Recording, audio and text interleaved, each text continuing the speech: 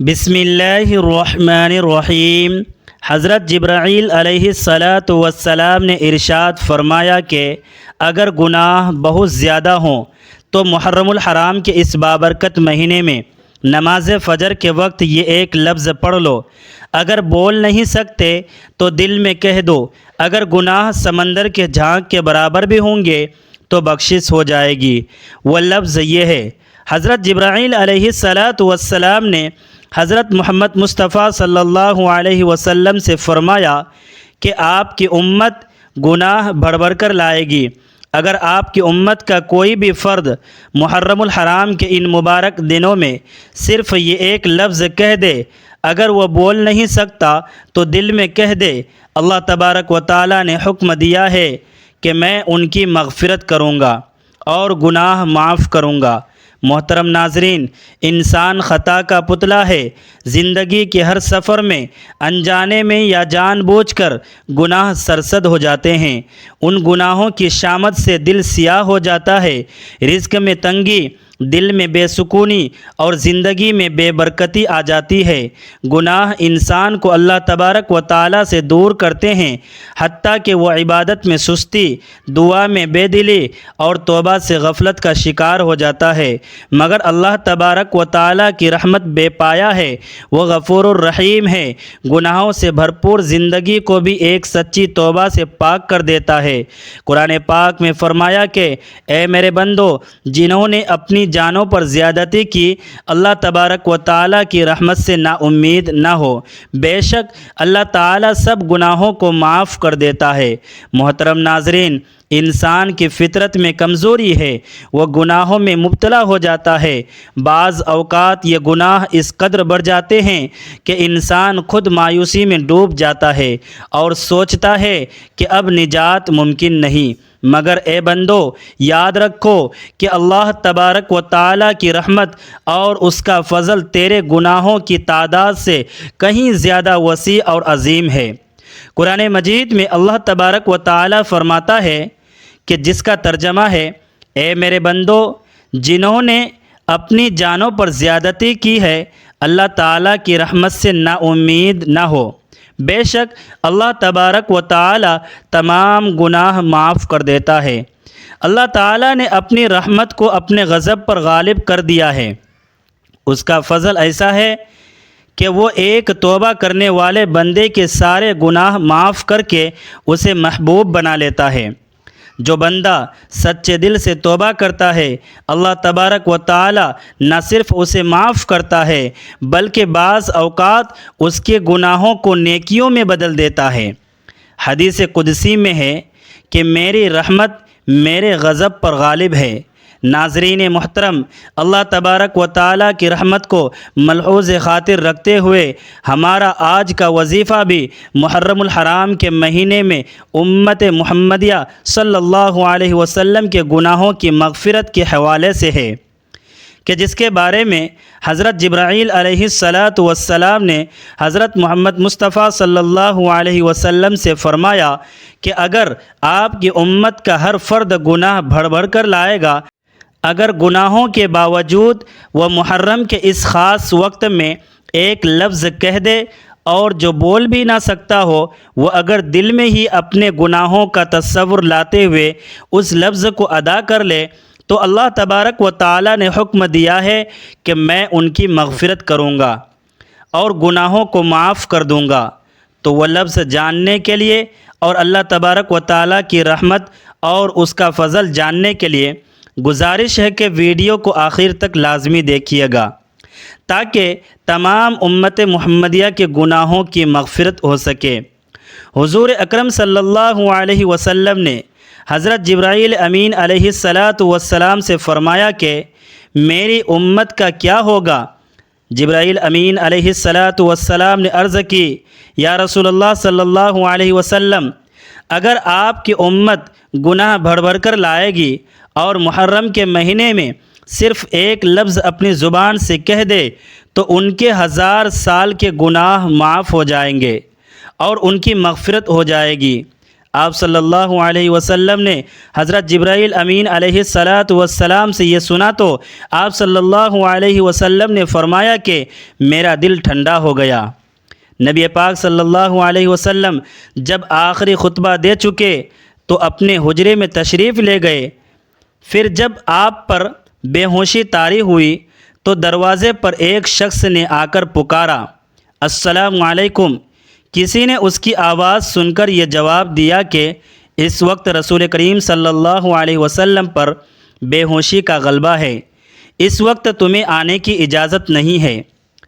اس شخص نے پھر پکار کر کہا، السلام علیکم اہل بیت نبوی۔ جب دوسری مرتبہ پکارنے والے نے پکارا تو اس بار ان کی آواز رسول کریم صلی اللہ علیہ وسلم کے کان مبارک میں گئی۔ فرمایا، اے فاطمہ کون ہے؟ عرض کیا، ایک شخص گھر میں آنے کی اجازت مانگتا ہے، اور آپ صلی اللہ علیہ وسلم پر کیونکہ بے ہوشی کا غلبہ ہے اس لیے ہم نے اسے اندر آنے کی اجازت نہ دی۔ فرمایا، فاطمہ تمہیں نہیں پتہ کہ یہ کون کھڑا اجازت مانگ رہا ہے؟ یہ گھروں کو ویران کرنے والا، قبروں کو آباد کرنے والا، بچوں کو یتیم کرنے والا، عورتوں کو بیوہ کرنے والا، دوستوں کو دوستوں سے چھڑانے والا، یہ ملک الموت حضرت عزرائیل علیہ السلام ہے، انہیں جلدی آنے کی اجازت دے دو۔ حضرت فاطمہ رضی اللہ تعالی عنہا نے یہ سنا کہ ملک الموت حضرت عزرائیل علیہ السلام آئے ہیں تو بے ساختہ رو پڑے کہ ہائے مدینہ آج ویران ہو جائے گا، یا اللہ تیرے رسول پاک صلی اللہ علیہ وسلم تو آج جا رہے ہیں، یہ ملک الموت ان کی روح مبارک قبض کرنے آئے ہیں۔ ادھر ملک الموت مکان کے اندر تشریف لائے، ادھر رسول کریم صلی اللہ علیہ وسلم بے ہوش ہو گئے۔ حضرت فاطمہ رضی اللہ تعالی عنہا نے فرمایا، رسول اللہ صلی اللہ علیہ وسلم آج آپ کو کیا ہوا؟ پھر بہت رو پڑے۔ آپ صلی اللہ علیہ وسلم کو ہوش آیا تو فرمایا کہ اے فاطمہ اتنا نہ رو، کیونکہ آپ کے رونے کے ساتھ آسمان کے فرشتے اور حاملان عرش بھی روتے ہیں۔ رسول خدا صلی اللہ علیہ وسلم نے اپنے دست مبارک سے فاطمہ رضی اللہ تعالی عنہا کے آنسو پوچھے اور فرمایا، ان قریب سب سے پہلے اے فاطمہ تم مجھ سے آ ملو گی۔ پھر ملک الموت سے فرمایا، اے ملک الموت اس وقت حضرت جبرائیل علیہ السلام کہاں ہے؟ عرض کیا، یا رسول اللہ صلی اللہ علیہ وسلم اس وقت تو وہ 7ویں آسمان پر ہیں۔ آسمان کے ملائکہ حضرت جبرائیل امین علیہ السلام کو تعزیت دے رہے ہیں کہ اے جبرائیل علیہ السلام آج تمہاری رسالت، آج تمہارا قرآن پہنچانا بھی تمام ہوا۔ اگر جناب محمد رسول اللہ صلی اللہ علیہ وسلم وصال فرما گئے تو گویا حضرت جبرائیل علیہ السلام کا دنیا میں آنا بھی ختم ہوا۔ اتنے میں حضرت جبرائیل علیہ السلام آئے اور کہا، اللہ تبارک و تعالی نے آپ صلی اللہ علیہ وسلم کو سلام فرمایا ہے، آپ کا مزاج پوچھا ہے۔ فرمایا کہ اے جبرائیل اس عالم میں میرے لیے کیا تیار کیا گیا ہے؟ عرض کیا، یا رسول اللہ صلی اللہ علیہ وسلم آپ کے آنے کی خوشی میں دوزخ کو ٹھنڈا کر دیا گیا ہے، جنت کو آراستہ کر دی گئی ہے، آسمان پر فرشتے آپ صلی اللہ علیہ وسلم کے منتظر ہیں، دربان جنت دروازہ کھولے آپ کا انتظار کر رہا ہے۔ فرمایا، اے جبرائیل بتاؤ میری امت کے لیے کیا حکم ہے؟ فرمایا کہ جس کے ہونٹوں میں جان رہ جائے گی وہ بھی اگر محرم کے اس بابرکت مہینے میں دل میں توبہ کر کے یا توبہ کے لیے ہونٹ ہلائے گا تو بھی ہزاروں برس کے گناہ معاف ہو جائیں گے، اور جس نے توبہ کی اس کو آپ اپنی شفاعت سے بخشوا دیں گے۔ آپ جس کی بھی شفاعت فرمائیں گے وہ بخشا جائے گا، آپ غم نہ کھائیے۔ اتنے میں ایک اور فرشتے نے حاضر خدمت ہونے کی اجازت طلب کی۔ رسول خدا صلی اللہ علیہ وسلم نے فرمایا کہ جبرائیل یہ کون ہے؟ عرض کیا، یہ حضرت اسرافیل علیہ السلام ہیں، آسمانی دنیا کے نگران ہیں۔ جس دن انہوں نے آپ کو معراج کی شب میں دیکھا، آپ کے جمال کے عاشق ہو گئے۔ آج انہیں معلوم ہوا کہ رسول خدا صلی اللہ علیہ وسلم وصال پائیں گے۔ انہوں نے بارگاہ اقدس میں عرض کی کہ میں نے رب الہی سے عاجزانہ دعا کی تھی کہ مجھے ایک مرتبہ اپنے نبی پاک صلی اللہ علیہ وسلم کی زیارت ان کی زندگانی میں کرنے کا موقع عنایت فرمایا جائے۔ یہ فرشتہ اللہ رب العزت سے اجازت لے کر حضور پاک صلی اللہ علیہ وسلم کی زیارت کرنے کے لیے حاضر ہوا ہے۔ رسول خدا صلی اللہ علیہ وسلم نے ارشاد فرمایا کہ اے ملک الموت، تم میری زیارت کرنے آئے ہو یا میری روح قبض کرنے کے لیے آئے ہو؟ حضرت اسرائیل علیہ السلام نے عرض کیا، مجھے خدائے پاک نے حکم دیا کہ جو مرضی ہمارے رسول پاک صلی اللہ علیہ وسلم کی ہو ویسا ہی کرنا۔ اگر جناب کی مرضی پاؤں تو روح قبض کر لوں، ورنہ زیارت کر کے واپس چلا جاؤں۔ اس وقت رسول خدا صلی اللہ علیہ وسلم نے حضرت جبرائیل علیہ السلام کی طرف دیکھا۔ حضرت جبرائیل علیہ السلام نے فرمایا، یا رسول اللہ صلی اللہ علیہ وسلم، خدا وند کریم نے آپ صلی اللہ علیہ وسلم کو بلایا ہے، اور اب آپ صلی اللہ علیہ وسلم کا دنیا میں رہنا پسند نہیں کرتے۔ یا رسول اللہ صلی اللہ علیہ وسلم، پورا آسمانی عالم آپ کی زیارت کا مشتاق ہیں، کیونکہ آج آسمان کو سجا دیا گیا ہے۔ حوروں کو بننے سنورنے کا حکم ملا ہے کہ اگر آپ آسمان پر تشریف لے جانا چاہیں تو ہم لے چلیں گے، اگر آپ یہیں دنیا میں رہنا چاہتے ہیں تو آپ کی مرضی۔ تمام ملائکہ آپ صلی اللہ علیہ وسلم کے منتظر ہیں۔ رسول خدا صلی اللہ علیہ وسلم کو یقین ہوا کہ اب اللہ تبارک و تعالیٰ کو بھی یہی منظور ہے کہ دار فنا کو چھوڑ دوں اور دار بقا کو اختیار کروں۔ آپ صلی اللہ علیہ وسلم نے فرمایا کہ اچھا، میرے ازدواج کو سامنے بلاؤ۔ تمام ازدواج مطہرات آپ صلی اللہ علیہ وسلم کی خدمت اقدس میں حاضر ہوئی۔ آپ نے فرمایا کہ دیکھو، تم صبر کرنا اور تقوی اختیار کرنا، اپنے گھروں میں رہنا۔ حضرت ام سلمہ رضی اللہ تعالی عنہا نے عرض کیا، یا رسول اللہ صلی اللہ علیہ وسلم، اب کیا حال ہے؟ فرمایا کہ اب وقت قریب آ گیا ہے کہ تم آج کے بعد میری آواز نہ سنو گی اور نہ ہی مجھ کو دیکھو گی۔ اور پھر فرمایا کہ اے فاطمہ میری بیٹی، حسن اور حسین کو بلانے کے لیے کسی کو بھیجو۔ حضرت فاطمہ رضی اللہ تعالی عنہا نے کسی کو کہا، بہت جلد حسن اور حسین کو بلا لاؤ، کیونکہ سید المرسلین صلی اللہ علیہ وسلم کی وفات کا وقت بہت قریب ہے۔ وہ شخص حضرت حسن اور حضرت امام حسین رضی اللہ تعالی عنہما کو بلانے گیا تو راستے میں حضرت حسن اور حضرت امام حسین رضی اللہ تعالی عنہما اس وقت بچے تھے اور اپنے گھر کی طرف آ رہے تھے۔ قاصد نے عرض کیا کہ جلدی چلو، تمہیں نانا جان حضرت محمد مصطفیٰ صلی اللہ علیہ وسلم نے بلایا ہے۔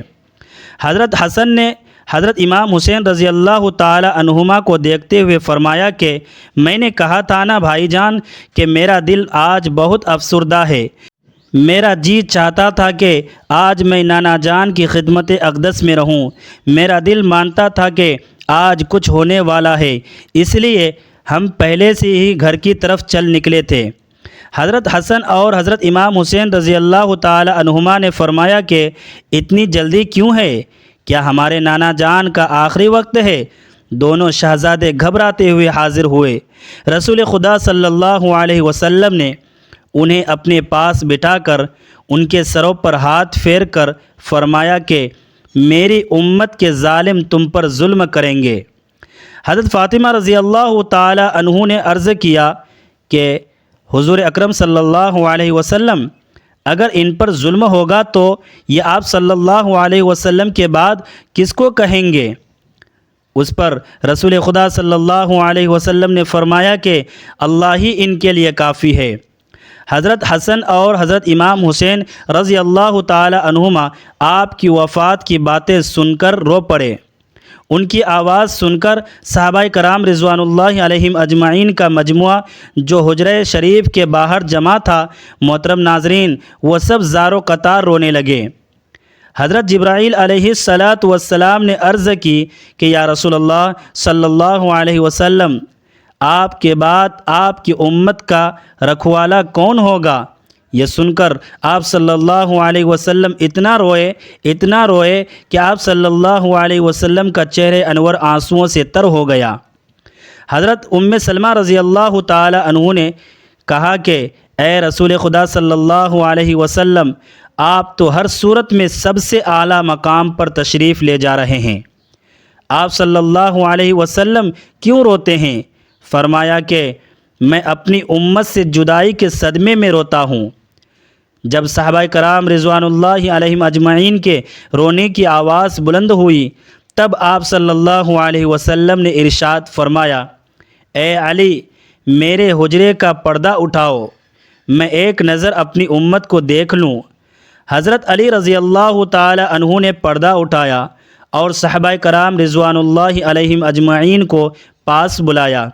جب وہ دیوانوں کی طرح رونے لگے تو آپ نے فرمایا، اے مصیبت زدہ لوگو، صبر کرو، میں جاتا ہوں تمہارے لیے حوض کوثر اور جنت کو آراستہ کرتا ہوں۔ تم سب سے پہلے جنت میں جاؤ گے، تم سے پہلے کوئی امت نہ جائے گی۔ اے میری امت، دین اسلام پر قائم رہنا اور قرآن کریم کو اپنا امام بنانا۔ اے اللہ، میں نے تیرا پیغام پہنچا دیا۔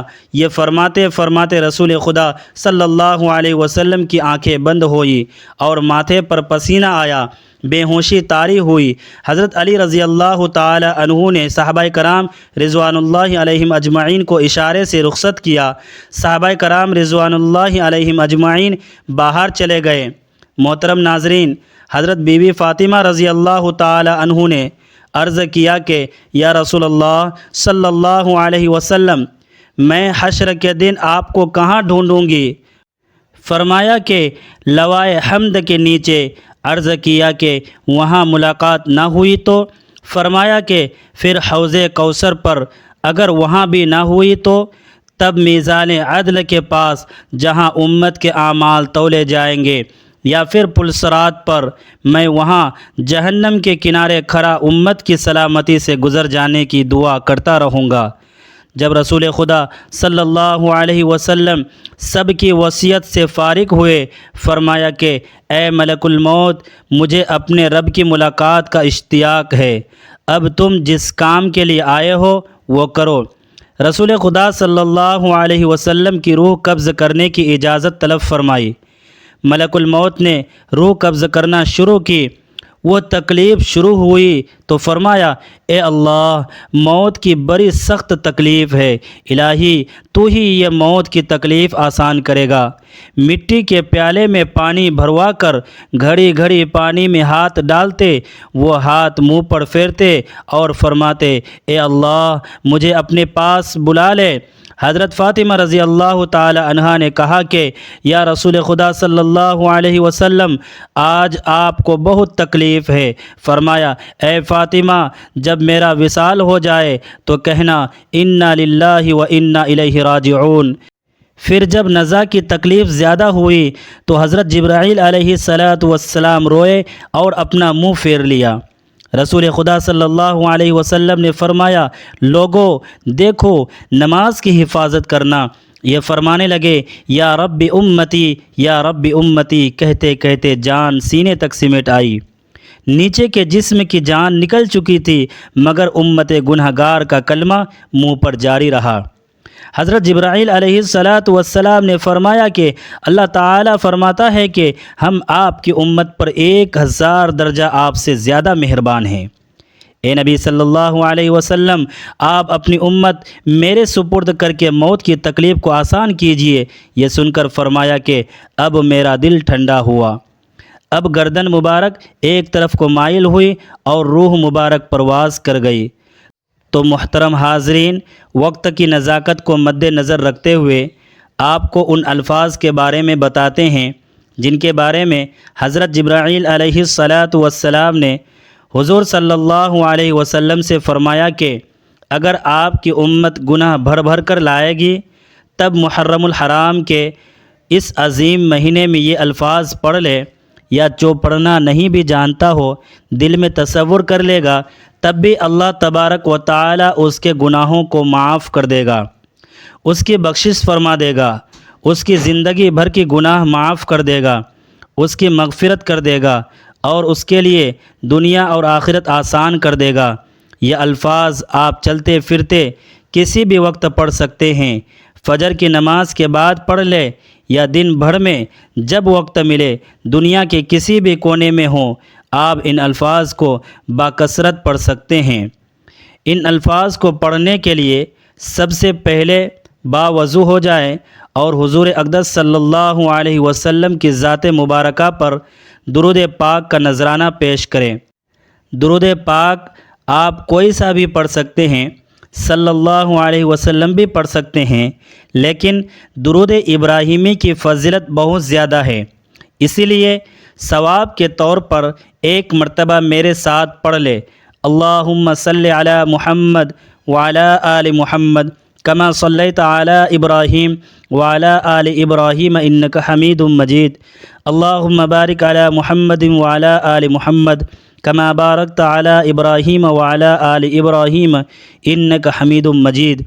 درود پاک پڑھنے کے بعد آپ نے جن الفاظ کی تسبیح کرنی ہے وہ قرآن پاک کی بہت ہی پیاری صورت کے الفاظ وَأَسْتَغْفِرُ رَبَّكُمْ ثُمَّ تُوبُوا إِلَيْهِ إِنَّ رَبِّي رَحِيمٌ وَدُودٌ ہے، جس کا ترجمہ ہے اور اپنے رب سے معافی مانگو پھر اس کی طرف توبہ کرو، بے شک میرا رب نہایت مہربان اور بہت محبت کرنے والا ہے۔ یہ آیت حضرت شعیب علیہ السلام کی قوم کو خطاب کرتے ہوئے نازل ہوئی، جس میں توبہ اور استغفار کی ترغیب دی گئی ہے۔ اللہ تبارک و تعالی کی صفت رحیم اور ودود کو بیان کیا گیا ہے تاکہ بندے اس کی طرف رجوع کریں۔ درود پاک پڑھنے کے بعد ان الفاظ کی ایک تسبیح کریں، یعنی 100 مرتبہ پڑھیں۔ اس کے بعد لا الہ الا اللہ وحدہ لا شریک لہ کو 41 مرتبہ پڑھیں، کیونکہ حدیث پاک کے مطابق جو شخص دن میں 41 مرتبہ یہ کلمہ پڑھے اس کے گناہ معاف کر دیے جاتے ہیں، چاہے وہ سمندر کی جھانک کے برابر ہی کیوں نہ ہو۔ ناظرین کرام، گناہوں کی مغفرت کے لیے قرآن اور حدیث میں بہت سے وظائف وارد ہوئے ہیں۔ ان الفاظ کو پڑھنے کے بعد آخر میں درود پاک پڑھ کر اللہ تبارک و تعالی سے اپنے گناہوں کی سچی توبہ کرنی ہے۔ توبہ یعنی ایسا عزم کہ آئندہ گناہ نہ ہو اور خلوص دل سے پچھلے گناہوں پر شرمندگی کا اظہار کرتے ہوئے رو رو کر دعا کرنی ہے، کیونکہ اللہ تبارک و تعالی کا فضل ہر چیز پر حاوی ہے بشرطِ دل کی ندامت ہے۔ اللہ تبارک و تعالی ایسے بندے کو نہ صرف معاف کرتا ہے بلکہ اس کے گناہوں کو نیکیوں میں بدل دیتا ہے۔ بس اللہ تبارک و تعالی کی رحمت سے ہمیشہ امید رکھیے اور توبہ کرتے رہیے۔ جو انسان خلوص دل سے اللہ تعالی کی ذات پر بھروسہ کرتے ہوئے محرم کے اس مہینے میں یہ الفاظ پڑھتا ہے، اللہ تبارک و تعالی اس کی توبہ ضرور قبول فرماتا ہے۔ دعا ہے کہ اللہ تبارک و تعالی ہمارے صغیرہ کبیرہ گناہوں کو معاف فرمائے، ہمیں اپنے پیارے نبی حضرت محمد مصطفیٰ صلی اللہ علیہ وسلم کے احکامات پر چلنے کی توفیق عطا کرے اور ہماری دنیا و آخرت سنوار دے، آمین۔ ناظرین، گزارش ہے کہ اللہ تبارک و تعالی کے 99 ناموں میں سے کوئی ایک نام کمنٹ سیکشن میں ضرور لکھیں۔ اللہ تبارک و تعالی ہم سب کا حامی و ناصر ہو، آمین۔ اس ایمان افروز پیغام میں یہ اضافہ بھی ضروری ہے کہ جب بندہ اپنے خالق کے سامنے جھکتا ہے تو کائنات کی ہر چیز اس کے لیے دعا گو ہو جاتی ہے۔ اللہ تبارک و تعالی کی رحمت اتنی وسیع ہے کہ وہ محض ایک پشیمان آنسو پر زندگی بھر کے سیاہ کارنامے مٹا دیتا ہے۔ یاد رکھیے کہ توبہ صرف گناہوں سے بچنے کا نام نہیں بلکہ یہ اللہ تبارک و تعالی سے قربت کا سب سے خوبصورت راستہ ہے۔ جو انسان اپنی خطاؤں کا اعتراف کر لیتا ہے وہ اللہ تبارک و تعالی کا محبوب بن جاتا ہے۔ لہٰذا ہر نماز کے بعد اور خاص طور پر فجر کے اس مبارک وقت میں جب فرشتے رزق اور رحمتیں تقسیم کر رہے ہوتے ہیں، ان کلمات کا ورد اپنی زندگی کا معمول بنا لے تاکہ دنیا کی پریشانیاں ختم ہو اور آخرت میں رسول اللہ صلی اللہ علیہ وسلم کی شفاعت نصیب ہو سکے۔ اللہ تبارک و تعالی ہمیں استقامت عطا فرمائے اور ہمیں سچا تائب بنائے، آمین۔